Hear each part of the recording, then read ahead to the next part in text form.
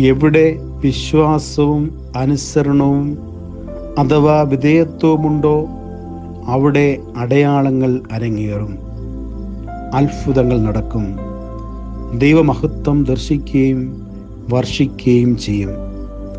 വിശുദ്ധ മാതാവും നമ്മോട് ആവശ്യപ്പെടുന്നതും ഈ ഒരേ ഒരു കാര്യം മാത്രം: അവൻ നിങ്ങളോട് എന്തെങ്കിലും കൽപ്പിച്ചാൽ അപ്രകാരം ചെയ്യുവിൻ. സുവിശേഷങ്ങളിൽ വിശുദ്ധ കന്യാമറിയാമിൻ്റെ വാക്കുകളായി അവസാനമായി രേഖപ്പെടുത്തിയിരിക്കുന്നത് ഈ ഉപദേശമാണ്.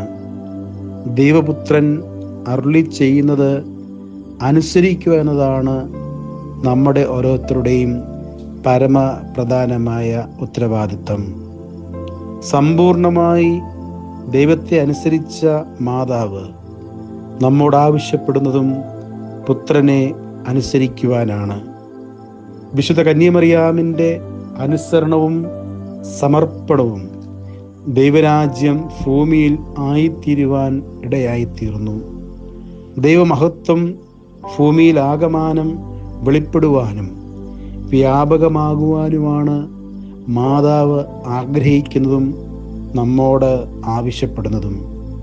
ഈ പരിശുദ്ധ നോമ്പിൽ ദൈവവചനത്തെ ധ്യാനിക്കുവാനും ആ വചനത്തിനനുസരിച്ച് നമ്മുടെ ജീവിതത്തെ ക്രമീകരിക്കുവാനും തന്മൂലം ദൈവമഹത്വം ദർശിക്കുവാനും നമുക്കിടയാകട്ടെ.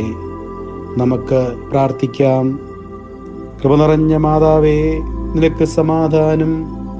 സ്ത്രീകളിൽ അനുഗ്രഹിക്കപ്പെട്ടവളെ, നിനക്ക് സമാധാനം. കന്യകയിൽ വസിച്ച് ദാസവേഷം ധരിപ്പാൻ കൃപയോടെ തിരുമനസ്സായ മശിഹാ തമ്പുരാനെ, നീ ഞങ്ങളിൽ വസിച്ച് മരണത്തിൻ്റെയും പാപത്തിൻ്റെയും കഠിനമായ ബന്ധനങ്ങളിൽ നിന്ന് ഞങ്ങളെ സ്വാതന്ത്ര്യപ്പെടുത്തണമേ. ഞങ്ങളെ നിനക്ക് ശുദ്ധമുള്ള ആലയങ്ങളും വെടിപ്പുള്ള ഭവനങ്ങളുമാക്കി തീർക്കണമേ. ആമീൻ.